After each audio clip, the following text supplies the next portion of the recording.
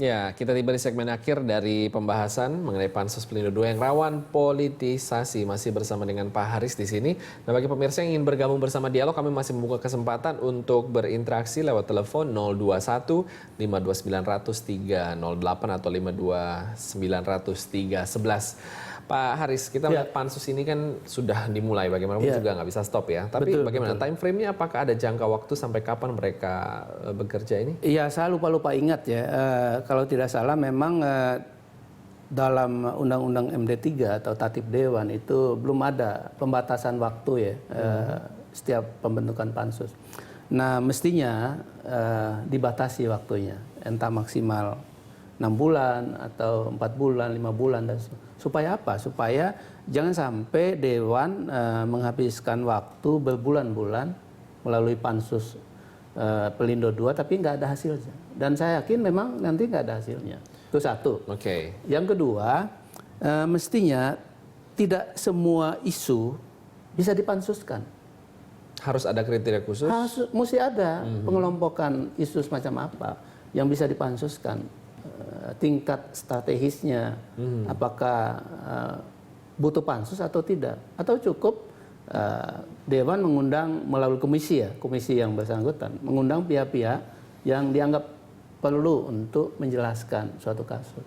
Jadi jangan kemudian dibuka peluang setiap isu publik itu dipansuskan, sehingga membuka kesempatan bagi anggota Dewan untuk menjadikannya sebagai panggung politik. Padahal tugas utama legislasi. Padahal tugas utamanya tidak disentuh. Undang-undang yang mestinya dibuat tahun ini itu 38 sampai 35 buah.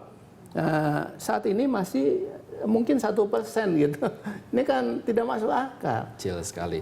Nah, kalaupun pansus ini bekerja sudah selesai memanggil semua, ada kesimpulannya. Ujung dari hasil kerjanya ini memang bisa dijadikan apa, Pak? Ya, ujungnya namanya pansus itu kan pendekatan politik. Jadi lagi-lagi ujungnya itu butuh penyelesaian oleh penegak hukum.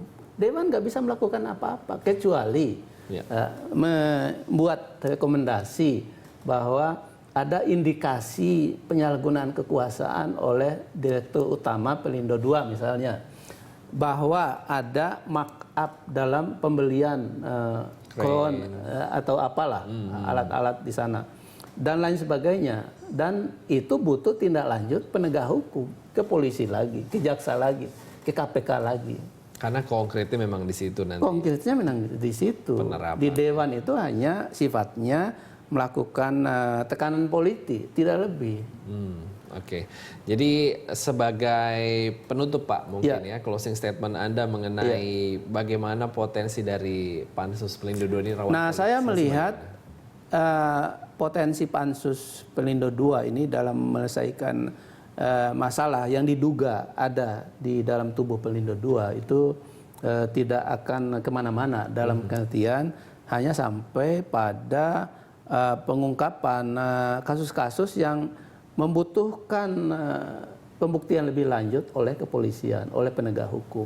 Jadi dengan demikian politisasinya itu akan sangat kuat ketimbang hasil nyata yang bisa dicapai oleh pansus.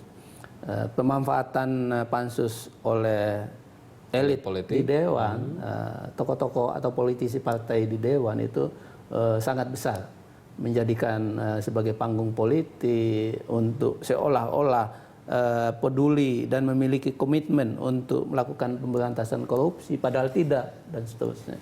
Itu yang terjadi ya. Baik, terima kasih Pak Syamsuddin Haris sudah bersama dengan kami di Berita Satu.